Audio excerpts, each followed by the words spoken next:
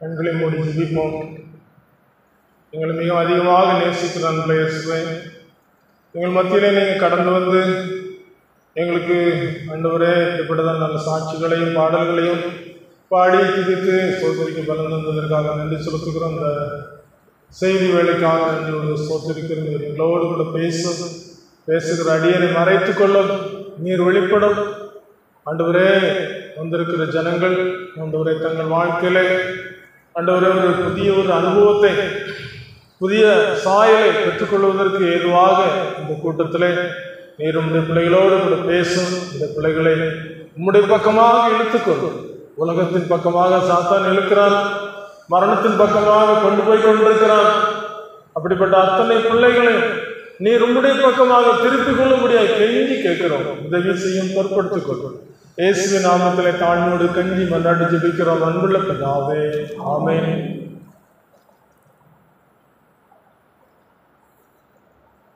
கெட்ட குமாரனை போல் துஷ்டன் அலைந்தேனப்பா,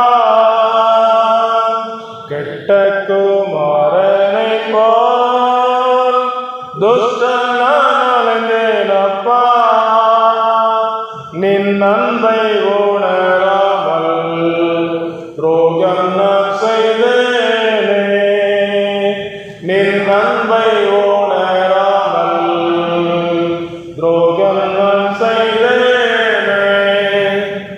நாம் நம்முடைய வாழ்க்கையில இந்த திருச்சபையில ஆண்டவர் தம்முடைய பக்கமாக இழுக்கிற ஒரு காரியம் இருக்கிறது. ஆவியானவர் தம்முடைய வார்த்தைகளை இப்படிப்பட்ட ஊழியர்கள் வரும் பொழுது நம்மோடு கூட பேசுகிறார். கோழித்தன் குஞ்சுகளை கூட்டி சேர்த்து கொள்ள வேண்டுமா என்று சொல்லப்பட்டிருக்கிறபடி அவர் தம்முடைய பக்கமாக இழுத்து நமக்கு ஒரு வரப்போகிற ஒரு பேராபத்திலிருந்து காப்பாற்றுவதற்காக கோழி குஞ்சு அப்படியே மேய்ஞ்சிக்கிட்டு இருக்கோம். அப்போ தாய்க்கோழி ஒரு பக்கத்துல அந்த குஞ்சுகளுக்கு நல்ல ஆகாரத்தை காமிச்சுக்கிட்டு இருக்கும். மேலிருந்து கள்ளப்படாத ஏதாவது வந்துச்சுன்னா ஒரு கெக்கரித்து அது தன்னுடைய செட்டைகளின் மறைத்து காத்துக்கொள்ளும். ஏன்னுச்சுன்னா உனக்கு ஒரு ஆபத்து வரப்போகிறது என்று சொல்லி இன்றைக்கு நம்முடைய வாழ்க்கையில குடும்ப ஜெபம் செய்யும் போது நம்முடைய குடும்பத்தின் எல்லாருக்கும் ஒரு பாதுகாப்பு, அது மட்டுமல்ல ஒரு தீமையான பழக்க வழத்திற்கு போகிற சுபாவம் வந்து விடுகிறது. இன்னைக்கு சிறு பிள்ளைகளை பார்த்தீங்கன்னா சிறு பிள்ளைகளிலே அந்த தீய சுபாவம், அதாவது தாய் ஏதாவது சொன்னாச்சுன்னா தாய் பார்க்காம இருக்கும்போது அந்த எதையாவது பொறிக்க வாக்குள்ள போடும். இப்படி ஒரு சுண்டும் போது அந்த தாய்க்கு பயந்து அந்த பிள்ளை நினைச்சோம் தாய் பார்க்கும்போது செய்யாது. இப்படி சிறு பிராயங்களே மனிதனுடைய படைப்பு இந்த தீமையான சுபாவத்திலே சார்ந்து கொள்ளக்கூடிய ஒரு காரியம். ஆனால் ஆண்டவர் சொல்லுகிறார், நானே மெய்யான திராட்சை செடி, நீங்கள் கொடிகள். ஒருவன் என்னில் நிலைத்திருந்தால் கனி கொடுப்பான், நிலைத்திராவிட்டால் வெளியே எரியுண்டு உலர்ந்த கொடியை போல இருப்பான் என்று சொல்லி இந்த உலக பிரகாரமாக சொல்லப்படும். இன்னைக்கு நம்ம குடும்ப உற்சவம் செய்யும் போது சின்ன பிள்ளையிலேருந்தே இந்த பிள்ளைகளுக்கு பைபிள் வாசிக்கணும், பைபிளில் நல்ல நல்ல ஆலோசனைகள் கிடைக்கும். நல்லா ஆண்டவர் ஏற்றுக்கொண்ட புதுசுல நான் உனக்கு போதித்து நீ நடக்க வேண்டிய வழியை உனக்கு காட்டுவேன், உண்மையில் என் கண்ணை வைத்து உனக்கு ஆலோசனை சொல்லுவேன். நல்ல ஆலோசனை சொல்லுகிற ஆண்டவர் நமக்கு ஆவியானவராக கொடுக்கப்பட்டிருக்கிறார். இன்றைக்கு இந்த ஆவியானவர் திருச்சபையில செயலாற்றி கொண்டிருக்கிறார். இன்றைக்கு நம்மோடு கூட இந்த ஆவியானவர் பேசுகிற அநேக வார்த்தைகள் நம்முடைய வாழ்க்கையில பிழைப்பதற்கு அது ஏதுகரமான காரியமாக காணப்படும். ஏனென்று சொன்னால் கெட்டு போகிற செயல்கள் நம்மிடத்தில் இருக்கிறபடினால் இந்த கெட்டு போகிற செயலிலே ஒரு மனிதன் விழுந்து விடும் போது எப்படி அந்த பாவ சேற்றிலே தத்தளித்து அவன் எழுந்து வர முடியாதவனாக இருக்கிறான். அதனால் குடும்பத்தில் அநேக பிரச்சனைகள், அநேக சோர்வுகள், அநேக குழப்பங்கள் காணப்படுகிறது. இதுக்கு தண்ணிக்குள்ள ஒரு மனுஷன் விழுந்துட்டா கொஞ்ச நேரம் தத்தளிப்பான், யாராவது பார்த்துட்டாங்கன்னு முச்சுமுடியை பிடிச்சி தூக்கி கரையில எடுத்துப்பட்டது கொஞ்ச நேரம் தண்ணியை கைக்கிட்டு அப்புறம் பிழைச்சிக்கிடுவோம். பாவங்கிறது சேற்றுக்கொப்பாக இருக்கிறது. சேற்றுக்குள்ள ஒரு மனுஷன் விழுந்த பிறகு இன்னொரு மனுஷன் தூக்கப்படுறா அவரையும் அந்த சேறு இழுக்கதான் செய்யும். அது மேலிருந்து ஒரு கை வரும்போது அந்த மேலிருந்து வருகிற கை என்ன செய்யும்? தூக்கி எடுத்துவிடும். சேற்றில் வீழ்ந்த என்னை அவர் தூக்கி எடுத்தார், நாட்டமெல்லாம் தீவ ரத்தம் கொண்டு மாற்றினார். என்னை அவர் தூக்கி எடுத்தார். நாற்றமெல்லாம் ஜீவ ரத்தம் ஆனந்தம் கொள்ளுவேன், அவரை நான் பாடுவேன் உயிருள்ள நாள் வரையில். அல்லேலூயா, ஆனந்தம் கொள்ளுவேன், அவரை நான் பாடுவேன் உயிருள்ள நாள் வரையில். இந்த நாவில் போது பாட்டு என் இயேசு தருகிறார். அருமையான தம்பி சொன்னாங்க, அவருடைய வாழ்க்கையில அநேக காரியங்கள் மூழ்கடிக்க போகிற சூழ்நிலையில ஆண்டவர் தூக்கி எடுத்தார். அதே போல அருமையான சாமுவேல், அவங்க சாட்சியம் நல்லா இருக்கும். அவங்களுடைய வாழ்க்கையில கடன் பிரச்சனை அமிழ்த்துக்கிறது போல வந்துட்டு தற்கொலை செய்ய கண்ணீரோடு பிள்ளைகளை பார்த்து இருக்கும்போது ஆண்டவர் அவர்களையும் அந்த இடத்துல கைவிடாம தூக்கி எடுத்திருக்கிறார். இப்படி சாட்சிகளோடு கூட எனக்கு 5 வயதாக இருக்கும்போது அம்மா இல்லாம போர்டிங்கில் சேர்ந்து படித்தேன். ஒரு நாள் ஒரு பெரிய பையன் என்னை அடிச்சதுனால சோர்ந்து போய் தற்கொலை பண்ண நினைச்சேன். ஆனா ஆண்டவர் கைவிடல. அந்த மரணங்கிற அந்த காலத்துக்குள்ள அனுமதிக்காம காப்பாற்றி இருக்கு. ஆகினால இன்னைக்கு ஆண்டவருக்கு சாட்சிகளாக நிற்கிறோம். இந்த சாட்சியாக நிற்கிற காலத்துல நம்முடைய ஓடிக்கொண்டிருக்கிற வாழ்க்கையில பஸ்ல போய்கொண்டிருக்கோம், அல்லது ஒரு வாகனத்தில் போய்கிட்டு இருக்கோம். ஒரு வேகத்தடை வந்துச்சுன்னா ஒரு வேகத்தடையில தாண்டும் போது கொஞ்சம் பிரேக் அடிச்சு அதை மெதுவா போனாதான் நம்ம வண்டி பாதுகாப்பாக போகும். இதே போல நமக்குள்ள இருக்கிற ஆவியானவர் இந்த உலகத்துல ஏராளமான தீமைக்குள்ள தள்ளக்கூடிய ஒரு ஆபத்தான சூழ்நிலைக்குள்ள தள்ளக்கூடிய பாவங்கிற சேற்றுக்குள்ள தள்ளக்கூடிய காரியங்கள் ஒவ்வொரு இடத்துலயும் இருக்கு. அது நமக்கு கண்ணுக்கு தெரியாததாக இருக்குது. இப்படி கண்ணுக்கு தெரியாத பாவத்துல வாலிப உள்ளங்கள் சிக்கியிருக்கிறாங்க. இன்னும் பணத்தின் காரியத்தினால் அநேக நல்ல ஒரு பதவியில் இருக்கிறவங்க சிக்கியிருக்கிறாங்க. சிக்கி கடைசியில அவங்க நிமிர்ந்து பார்க்க முடியாதவங்களாக அந்த உலகத்துல வர்றாங்க. பார்க்குறாங்க. அப்படி தலையை தொங்க போட்டு வரும்போது ஏன் இப்படி தலையை தொங்க போட்டு வர்றாங்க? அவங்க செய்த தவறு உலகத்துக்கு வெளியே வந்துட்டு ஆகினால அவங்க நிமிர்ந்து பார்க்க முடியல. ஆண்டவர் சொல்கிறார், லூக்கால் சுவிசேஷம் 21ஆம் அதிகாரம் 28ஆம் வசனத்தில் சொல்லுகிறார், இவைகள் சம்பவிக்க தொடங்கும் போது உங்கள் மீட்பு சமீபமாய் இருப்பதால் நீங்கள் நிமிர்ந்து பார்த்து உங்கள் தலைகளை உயர்த்துங்கள் என்று சொல்லி இருக்கிறார். இவைகள் என்று சொல்லும் பொழுது இந்த உலகத்தில் நடக்கக்கூடிய ஒரு அழிவுக்குரிய ஒரு காரியம். இந்த உலகம் அழியாம இருக்குமா என்று சொல்லி நீங்கள் கருத்து கணிப்பு எடுத்து பார்க்கும் பொழுது இந்த உலகம் அழிவை நோய்க்கு போய் கொண்டிருக்கிறது, தாறுமாறாக போய்கொண்டிருக்கிறது. என்றைக்கு இந்த உலகத்துக்கு அழிவு வருமோ யாருக்கும் தெரியாது. ஒரு அணுகுண்ட தட்டினாச்சுன்னா உலகத்தினுடைய நிலைமை பரிதாபம். இன்னைக்கு யுத்தத்தின் சத்தத்தை கேட்கிறோம், அக்கிரமம் மிகுதியாக அநேகருடைய அன்பு தணிந்து போகிற சத்தத்தை கேட்கிறோம். சிலுவையில் என்று சொல்லப்படுகிறதா? இயேசு கிறிஸ்து இந்த 2000 ஆண்டுகளுக்கு முன்னதாக இந்த உலகத்துக்கு வந்து ஒவ்வொரு மனுஷனுடைய பாவத்திற்காக சிலுவையில தொங்கி இந்த மீட்பை சம்பாதித்து தந்திருக்கிற மீட்பின் செய்தி நம்முடைய உள்ளத்துக்குள்ளே துணிக்கிறதா? யோசித்து பார்க்க வேண்டிய ஒரு காலத்துக்குள்ளே இருக்கும். இன்னொரு வசனத்தை நாம் எடுத்துக்கொள்ளலாம். எபேசியர் 1ஆம் அதிகாரம் 7ஆம் வசனம் சொல்லுகிறது, அவருடைய கிருபையின் ஐஸ்வர்யத்தின்படியே இவருடைய இரத்தத்தினாலே பாவ மன்னிப்பாகிய மீட்பு இவருக்குள் நமக்கு உண்டாயிருக்கிறது என்று சொல்லப்பட்டிருக்கு. இதே போல இன்னொரு வசனத்தை நாம் பார்க்கலாம். கொலோசையர்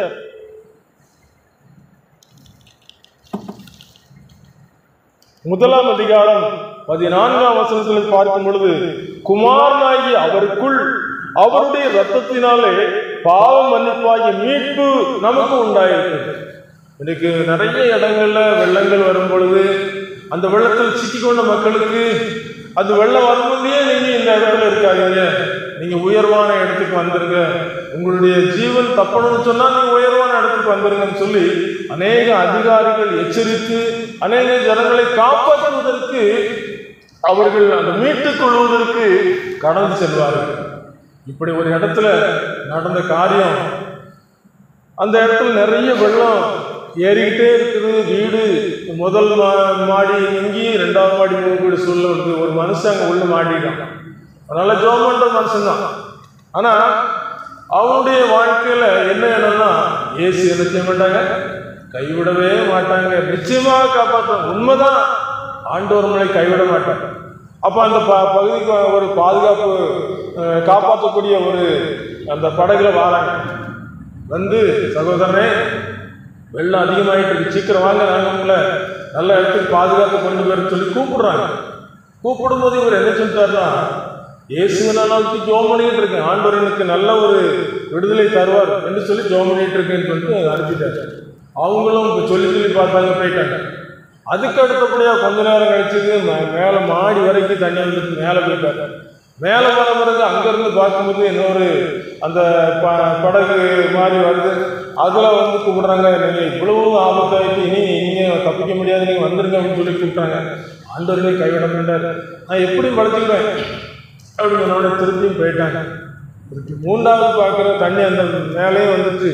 அதுக்கு மேலே இவருடைய அந்த நிலைமை பார்த்து ஹெலிகாப்டர்லேருந்து அந்த கயிறை விட்டு, நீங்கள் இந்த கயிறை பிடிச்சிக்கிடுங்க, நாங்கள் உங்களுக்கு தூக்கிறோம்னு சொல்லி ஆபத்துக்கு உதவுறதுக்கு வந்திருக்கிறாங்க.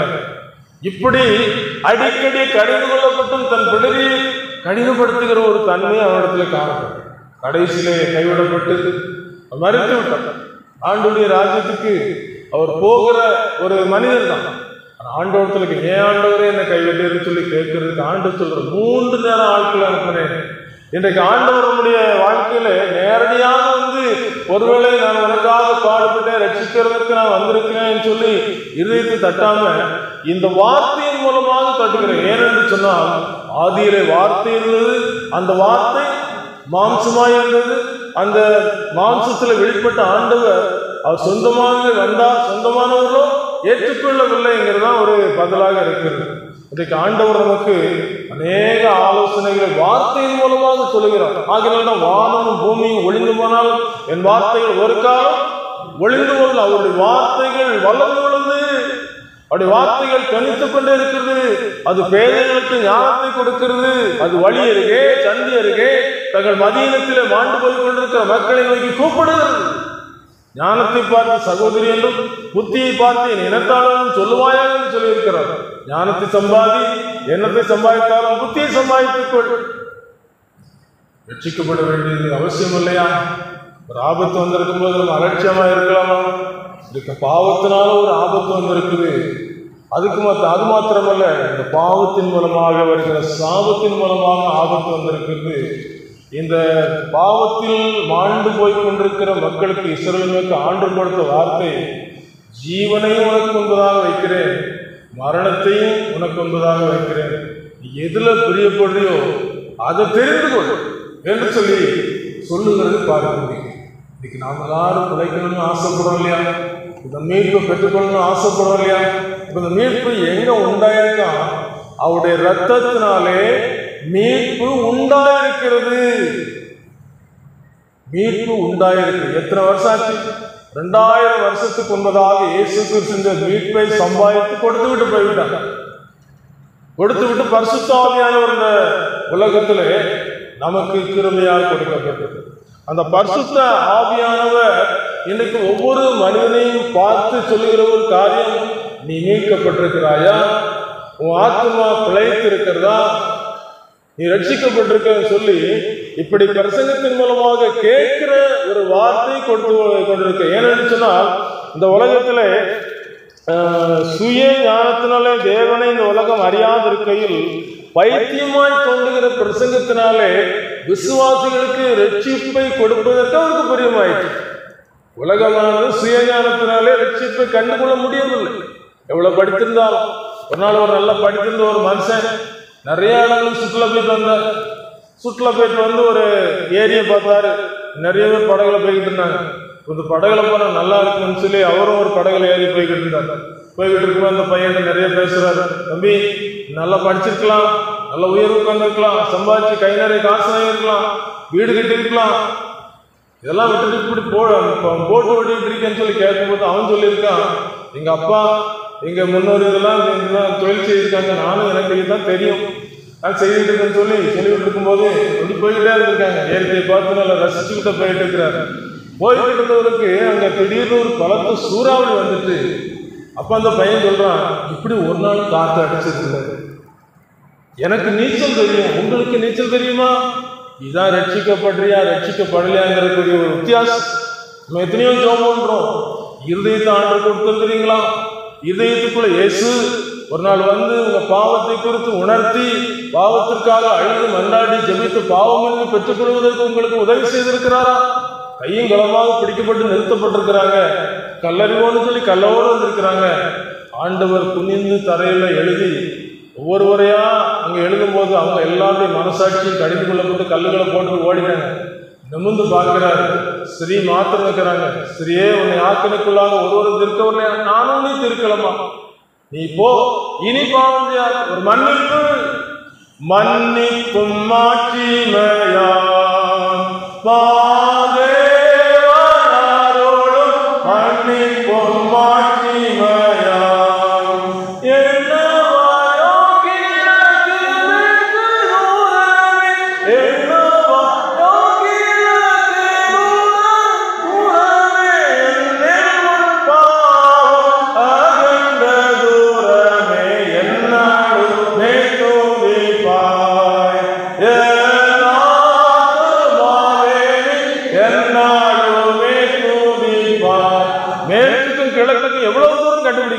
அவ்வளவு தரமாய் அவருடைய பாவங்களை நம்மை விட்டு விலக்கி இருக்கிறார்.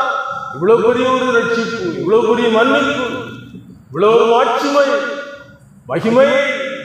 அவருடைய மகிமை கண்டோம். அது பிதாவுக்கு ஒரே பேரானவருக்கு ஏற்ற மகிமையாக இருந்தது. இன்னைக்கு அந்த மகிமையை அநேகர் வெளிப்படுத்திட்டு போறாங்க. காரணம் என்ன? இருதயத்தை திறந்து கொடுத்தபடியினால். இருதயத்தை திறந்து கொடுத்தா உள்ளத்துக்குள்ளேயே செய்வார். பலாத்காரம் ஆரம்பிட்டார். காது உள்ளவன் கேட்க கடவன், விருப்பம் உள்ளவன் வர கடவன். சுயாதீனம். இன்னைக்கு இந்தியாவில் சுதந்திரத்தை சம்பாதித்து தருவதற்கு எத்தனையோ பேர் பாடுபட்டாங்க. இன்னைக்கு சுதந்திரத்தோடு கூட மக்கள் வாழ்ந்து கொண்டிருக்கிறார்களா? அவர்களுக்கு அது பிரியமாக இருக்கிறதா? சுதந்திரம், ஒரு விடுதலை, ஒரு ரட்சிப்பு, ஒரு பாவ மன்னிப்பு. நான் பரலோகத்துக்கு சொந்தக்காரன், பரலோகத்துக்கு சொந்தக்காரன் சொல்ல முடியுமா? ஒரு நாள் ஊழியத்துக்காக போய்கொண்டிருக்கும் போது ஒரு 2 தம்பிமாரு அதுல தூண்டில் போட்டுக்கிட்டு தூண்டில் போட்டுக்கிட்டு அந்த தூண்டில் நுனியில புழு வச்சிருக்கு. புழு வச்சு போட்டோம்னா அந்த தண்ணிக்குள்ள அந்த மீன்கள் நீந்திட்டு இருக்கும். பார்த்தீங்களா, நமக்கு ஏறாமடுன்னு சொல்லி அந்த தூண்டில விழுங்கினவுடனே பக்கத்துல நல்லா தூண்டில விழுப்பாங்க. கொஞ்சம் நல்லா விழுங்கிட்டேன்னு சொல்லி விட்டுனான். விட்டு கொஞ்ச நேரம் போய் அந்த தூண்டில் விழுங்கின பிறகு சுண்டி இழுக்கிறான். அந்த செவுளை பிடிச்சிக்கிட்டு வெளியே வந்து துள்ளி துடிக்கு. இன்றைக்கு அநேக மனிதனுடைய நிலைமை இப்படித்தான் இருக்கு. பாவம் அவர்களை கொண்டு விடுகிறது, ஆத்மாவை அழித்து விடுகிறது, நரகத்துக்கு கொண்டு போய் விடுது. ஒரு வாலிபன் கையில வண்ணத்து பூச்சி வச்சுட்டு ஒரு ஞானிக்கு வந்து கேட்கிறான், என் கையில இருக்கிற வண்ணத்து பூச்சி செத்து இருக்கா உயிரோடு இருக்கா? ஞானி யோசிக்கிறாரு, வண்ணத்து பூச்சி அற்புதம் இருந்தது. இவன் கைக்குள்ள வச்சு நசுக்கிட்டானே செத்து போயிடும், நசுக்காம வச்சு விட்டுட்டானே பறந்து போயிடும். உம்முடைய ஞானம் பொய்ன்னு சொல்லிடுவான். யோசிச்சு சொல்றாரு, கைக்குள்ள இருக்கிற வண்ணத்து பூச்சி உயிரோடு இருக்கிறத செத்து இருக்கிறவன் கையப்படுத்துது. யோசித்து பார்த்தான், வண்ணத்து பூச்சி எதுக்கு ஒப்பிடப்படுதுன்னா ஆத்மாவை குறித்து ஒப்பிடப்படுது. ஆத்மா உயிரோடு இருக்குதான் செத்து இருக்குதான். நம்முடைய மனசாட்சி நம்மளே கேட்டு பார்க்கணும். இன்னைக்கு நம்ம மீட்கப்பட்டிருக்கிறோமா, மீட்கப்படலையே? ஏதோ ஒரு பாவத்துல சிக்கி இருக்கிறோமா?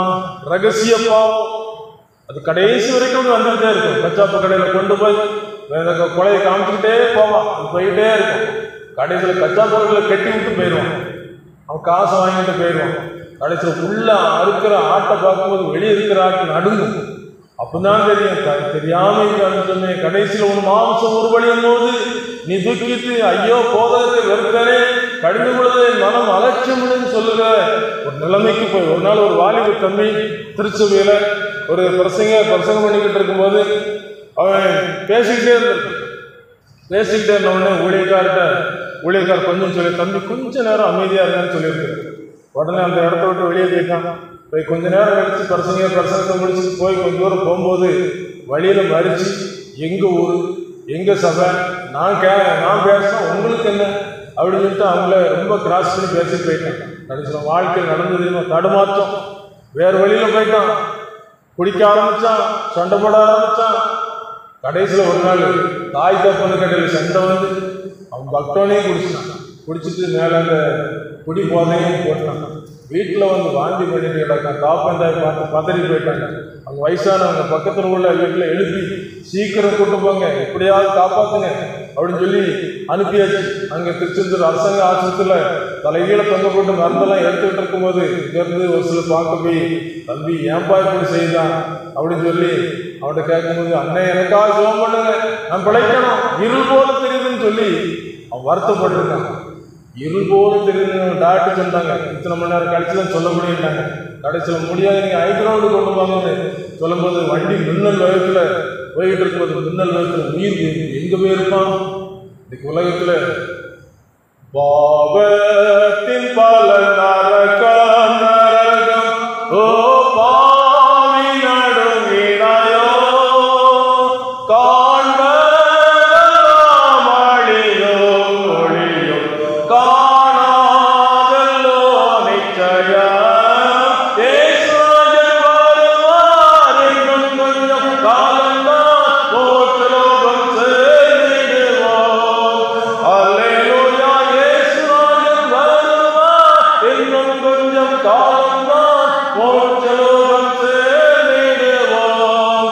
ஏசுராஜன் வருவார் இன்னும் கொஞ்சம் காலம்தான் மோட்சலோகம் சேர்ந்திடுவோம். மோட்சலோகம் சேரலாம். ஒரு ஆவிக்குரிய உலகத்துல ஒரு மனுஷன் வெளியிருந்து கேட்டனிலே கையை பறிஞ்சுக்கிட்டு யாருன்னு கேட்டா, இயேசு கிறிஸ்து இந்த பூமியில வாழ்ந்த காலத்துல, ஆண்டவரே நித்திய ஜீவனை சொந்தத்துக்குள்ள என்ன செய்யணும், நீ கற்பனைகளை கை கொள்ளப்பா, சிறு வயதிலிருந்தே கை கொண்டிருக்க ஆண்டவரே, இன்னும் இடத்துல என்ன குறைவான்னு சொல்லி கேட்கும்போது, உனக்கு உண்டானதெல்லாம் விட்டு தடுத்துரு கொடுன்னு சொல்லி ஆண்டவர் சொல்லி அனுப்பிட்டாராம். துக்கத்தோடு போயிட்டான். ஐஸ்வர்யவான்கள் பரலோக ராஜ்யத்தில் பிரவேசிப்பது அரிதான ஒன்று. அப்ப யார் ஆண்டவரை பிரவேசிப்பான்? மனுஷனால கூடாது, தேவனால் எல்லாம் கூடும். அவரை மட்டும் உள்ள வந்த போதும். இயேசு வந்த வீட்டிலே சந்தோஷமே, இயேசு வந்த வீட்டிலே சந்தோஷமே, இயேசு வந்த வீட்டிலே சந்தோஷமே சந்தோஷமே, இயேசு வந்த வீட்டிலே குடியில்லையே, இயேசு வந்த வீட்டிலே குடியில்லையே, இயேசு வந்த வீட்டிலே குடியில்லையே குடியில்லையே. எல்லாரும் என்ன செய்ய தெரியுமா? இயேசுவே எனக்குள்ள வாழவாண்டவர் சொல்லி கேளுங்க. நமக்குள்ள பரிசுத்த ஆவியானவர் நம்முடைய வாழ்க்கையில அவரை துக்கப்படுத்துறாங்க. ஏன்னு சொன்னா பாவம் செய்யும்போது துக்கப்படுவாங்க. நம்முடைய வாழ்க்கையில ஜெபம் பண்ணாம இருக்கும்போது இது தொடர்பு இல்லாம போயிடும். இந்த ஒரு வயரை கட் பண்ணி விட்டா ஒரு லைட் எரியாது, எரியாது. இதே போல பரலோகத்துக்கு நமக்கு தொடர்பு என்ன? ஜெபம், வேதவசனத்தை வாசிப்பது. ஆவியானவர்களுக்கு மீட்கப்படும் நாளுக்கு இந்த முத்திரையா கொடுக்கப்பட்டு சொல்லி எபேசியர் 4:27 சொல்ல 4:30 சொல்லப்பட்டிருக்கு. மீட்கப்படும் நாள் ஒரு இமைப்பொழுதிலே மரணமாக்கப்படுவோம்.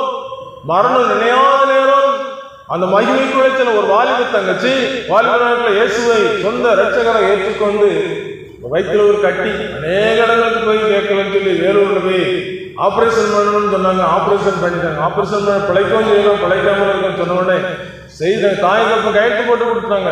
மகாபடுற கஷ்டத்தை பார்த்து நாங்கள் டீச்சர் ட்ரைனிங் வேலை பார்க்கறதில்ல. கடைசியில் ஆபரேஷன் பண்ணாங்க. ஆபரேஷன் முடிஞ்சது. உங்க ஊர் இவ்வளவு தூரம் இருக்குன்னு சொல்றீங்க, அது வரைக்கும் தான் போக முடியும்னு சொல்லி அனுப்பி வச்சிட்டாங்க. அனுப்பி வைக்கும்போது வீட்டுக்கு போனா நிறைய பேர் வந்து பார்ப்பாங்க, கஷ்டமா இருக்குன்னு சொல்லி லூக்கா ஆஸ்பத்திரியில் வச்சிருந்தாங்க. வச்சிருக்கும் போது அங்கு உள்ளவங்க ட்ரீட்மெண்ட் கொடுத்துக்கிட்டு இருந்தாங்க. ஆனாலும் பிழைப்பது கஷ்டம். பார்க்கறதுக்கு ஒரு சில போய் பார்க்கும்போது தங்கச்சி எப்படி இருக்கான், இப்படித்தான் இருக்கிறேன், ஆனா நல்லா இருக்கிறேன். என் கால் மாட்டிலையும் தலைக்கு மாட்டிலையும் தேவ தூதர்கள் வர ஆரம்பிச்சாங்க. ஆண்டுடைய ராஜ்யத்துக்கு போவதற்கு ஆயத்தமாயிட்டேன். ஏன்னு சொன்ன வாலிப நாட்கள் இருதயத்தை ஒப்பு கொடுத்து கரைகளை ஒன்றுமில்லாமல் வாசத்துக்கும் பரிசுத்தமான பிழைக்குமான சபையாயின்னு சொல்லப்பட்டபடி ஒப்பு கொடுத்த ஆண்டவரத்தில் ஒப்பு கொடுத்து விட்டார். அவர் நம்முடைய உள்ளத்துக்குள்ள வந்தாச்சுன்னா ஒரு கரையும் இருக்காது, எல்லாம் கழுவப்பட்டு விடும். இயேசு என்ற தத்தால் மீட்பை அடைந்தவர்கள், இயேசு என்ற தத்தால் மீட்பை அடைந்தவர்கள் ஆசனமீதிருந்து ஜெய கீதம் பாடுவார்கள். ஆசனமீதிருந்து ஜெய கீதம் பாடுவார்கள். என்ன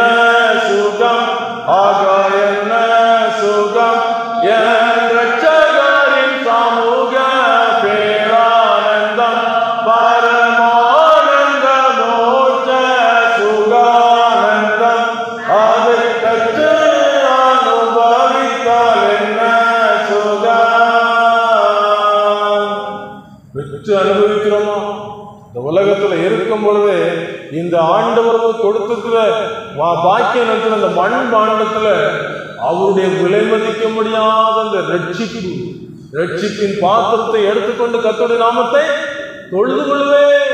ஏன்னா தேவன் ஆவியா இருக்கிறார், அவரை தொழுது கொள்ளுங்கள், ஆவியோடு உண்மையோடு தொழுது கொள்ள வேண்டும்.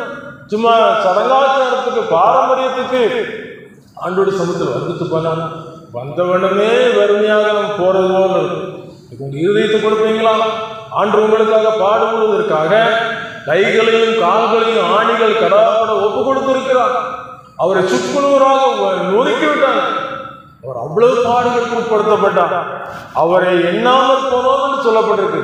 அன்றைய இயேசு கிறிஸ்து உலகத்தில் வாழும்போது நரிகளுக்கு குழிகளும் ஆகாயத்து கூடுதலும் உண்டு, மனுஷகுமாருக்கு தலை சாய்க்க இடமில்லை. அன்றிற்கு இடம் கொடுப்பீங்களா? இன்னைக்கு ஆண்டு உங்களுடைய இருதயத்தை தான் கேட்கிறார். மகனே மகளே, இருதயத்தை எனக்கு தான். ஏன்னு சொன்னா இந்த இருதயத்தை குறித்து வாழ்க்கை நாட்கள் படிக்கும்போது அந்த இருதய கண்ணாடி ஒரு புஸ்தகம் உண்டு.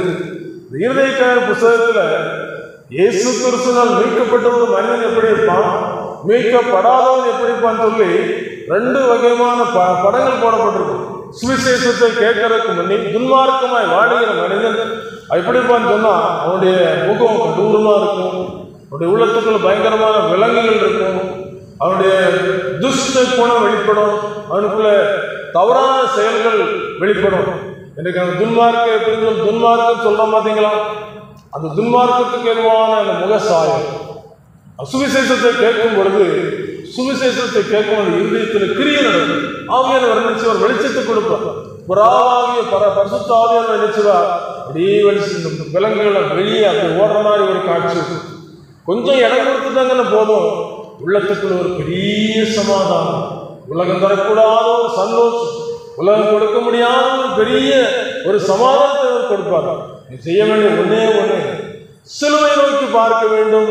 பூமியின் எல்லையில் உள்ளவர்களே என்னை நோக்கி பாருங்கள், அப்பொழுது ரட்சிக்கப்படுவீர்கள். ரட்சிப்பு இலவசம். உலகத்துக்குள்ள போனால் எவ்வளவு காசு செலவு பண்றோம், எவ்வளவு நேரங்களை வீணாக்குறோம். இந்த ரட்சிப்புக்கு கொஞ்ச நேரம் நம்முடைய இதயத்தை கொடுத்து ஆத்மாவை காப்பாத்திக்கலாம் இல்லையா?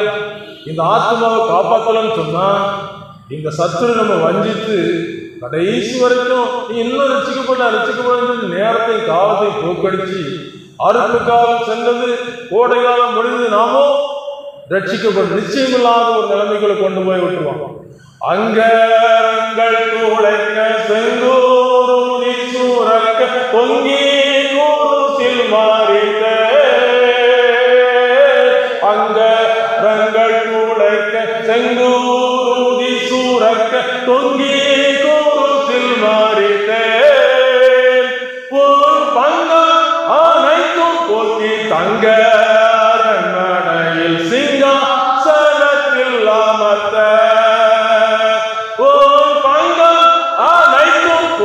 தங்க மனையில் சிங்காசனத்தில் அமர்த்த, மகனே மகளே உன் இதயத்தை தாராயோ, இப்போ தாராயோ. ஒரே ஒரு காரியம் ஞாபகத்துக்கு வருது, அதை மாத்திரம் சொல்லி முடிச்சுறேன். நல்ல விசுவாசத்துக்குள்ள இருந்த ஒரு தேவ பிள்ளை சரித்திர பலகீனம் வந்துச்சு, வீட்டில் உட்காந்துட்டாங்க. சக ஊழியர் போய் பார்க்க போயிருக்காங்க. சகோதரன் எப்படி இருக்கான், சரீரத்தில் பலகீனம் கேள்விப்பட்ட இப்போ எப்படி இருக்கான்னு சொல்லி கேட்கும்போது பிழைக்கிற மாதிரி தெரியல, மரணம்னு சொன்னா எனக்கு பயமா இருக்கு. பார்த்துக்க என்னப்பா சொல்றா, மரணம்னு சொன்னா பயமா இருக்குன்னு சொல்றியே. நம்ம ஆண்டவர் நமக்காக மரண பயத்தை நீக்குவதற்காக பாவத்தை ஏற்றுக்கொண்டார் இல்லையா? ஆமா, ஆண்டவர் ஏற்றுக்கொண்டிருக்கிறோம்ல, பாவம் மன்னிக்கப்பட்டிருக்கலாம். ஏன் பாங்க சொல்றா, ஏதாவது ஆண்டுக்குறவங்க ஏதாவது தப்பு பண்ணிட்டோம் அப்படின்னு சொல்லி கேட்டிருக்கிறாரு. சரி வா, 2 ஜோம் பயம் வரக்கூடாது. மரணம் மகிமைக்கு போகக்கூடிய ஒரு நாள், ஒரு மங்கள நாள். ஜோம் பண்றாங்க. ஜோம் பண்ணிட்டு போயிட்டாரு. 2 நாள் கழிச்சு வரேன், நீனும் ஜோம் பண்ணு, கண்ணீரோட ஜோம் பண்ணு, ஆத்மா விளையாடப்படும் சொல்லிட்டு போயிட்டாரு. இவரும் ஜோம் பண்ணி இருக்கிறாரு. இவருக்கு கண்ணுக்கு தெரிஞ்சிருக்கு, அவர் அநேக வருடங்களுக்கு முன்பதாக செய்த ஒரு பாவம் இப்படி சுத்தி வருது. ஒரு கோழி முட்டை என்ன செய்து சுத்தி வருது, மறைக்க முடியாது. இன்னைக்கு கல்யாண வீட்டில் வீடியோ எடுத்துக்கிட்டு இருப்பாங்க. மறைக்க முடியாது, தப்பு பண்ண மறைக்க முடியாது. கோடாகோடி தூதர்கள்லாம் வந்திருப்பாங்க, மறைக்க முடியாது. எல்லாம் வெட்ட வெளிச்சமாக இருக்கும். இன்றைக்கு என்ன செய்யலாம்? மன்னிப்பு பெற்றுக் கொள்ளலாம். அப்போ திருப்பி அந்த ஊழியக்கார் வர்றாரு. என்னப்பா தெரிஞ்சது? கோழி விட்டு சுற்றி சுற்றி வரும். என்னப்பா செஞ்சா? பக்கத்து தோட்டத்துக்காரன் இப்படி செஞ்சா நல்ல விளைச்சல் இருக்குன்னு சொன்னான். நீ காசை மட்டும் கூட நான் பார்த்துக்கிறேன்னு சொன்னான். காசை கொடுத்துட்டப்பா, எனக்கு அந்த பாவம் எனக்கு மரண பயத்தை கொண்டு வருதுப்பா, பயமா இருக்கு, எனக்கு ஜோம் பண்ணு சொல்லி திருப்பும் கண்ணீரோட பாவத்தை அறிக்கை செய்ய ஜோம் பண்ணியிருக்காங்க. இன்னைக்கு நம்ம பாவ அறிக்கை செஞ்சிருக்கிறோமா? சிலுவைக்கு அதுக்காக போய் என் பாவத்துக்காக தொங்கின ஆண்டவரே என்ன மன்னிங்கன்னு சொல்லி கேட்டிருக்கீங்களா? இன்னைக்கு கேளுங்க, உங்களுக்கு விடுதலை கிடைக்கும். இங்கே இன்னைக்கு கேளுங்க, உங்களுக்கு மன்னிப்பு கிடைக்கும். ரெண்டு ஒரு அழுது ஜோம் பண்ண பிறகு அவருக்கு ரொம்ப சந்தோஷம். அவருடைய கண்களுக்கு பரலோக ராஜ்யத்தினுடைய மகிமை தெரிந்து விட்டது.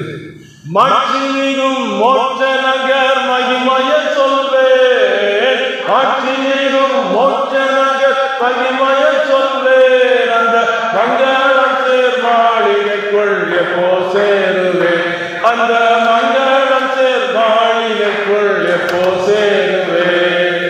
பட்டணத்தில் வீதியெல்லாம் சுத்த பொன்னாமே, பட்டணத்து வீதியெல்லாம் சுத்த பொன்னாமே, அங்கு பாடுவோரும் நாடுவோரும் கொடா கோடியே, அங்கு பாடுவோரும் பாடுவோரும் கொடா கோடியே.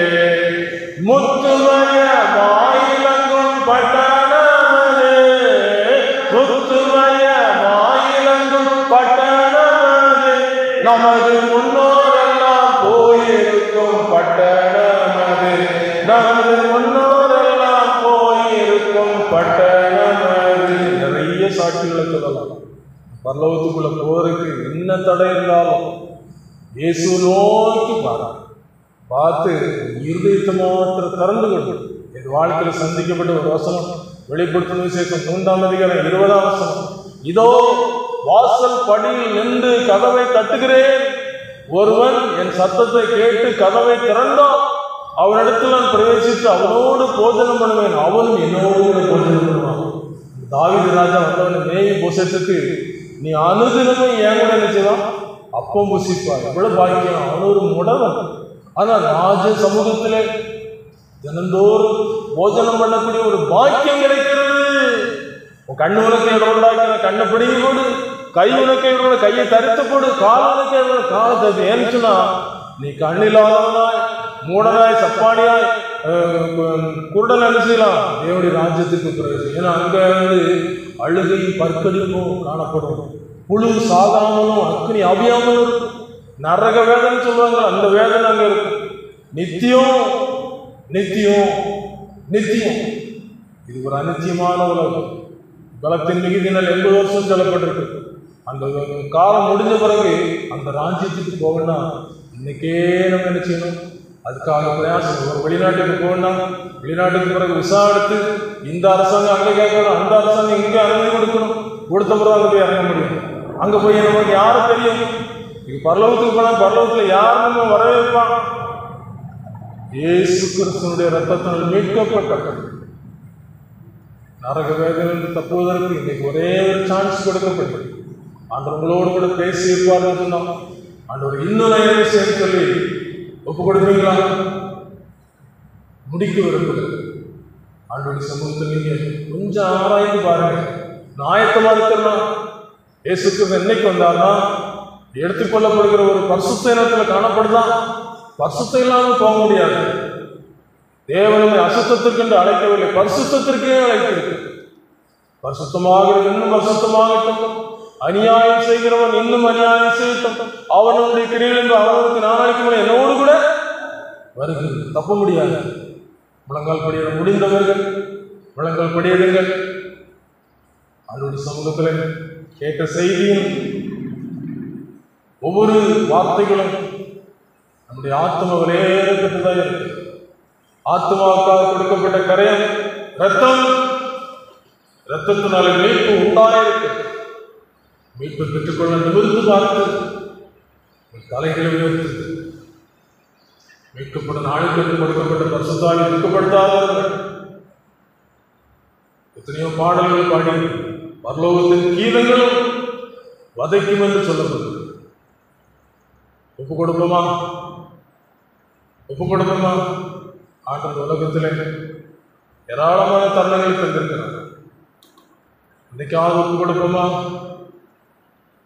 நல்ல செய்தி இயேசுவை நோக்கி பார், ரட்சிப்பார், நம்பி வந்து அவரை நோக்கி பார், ரட்சிப்பார்.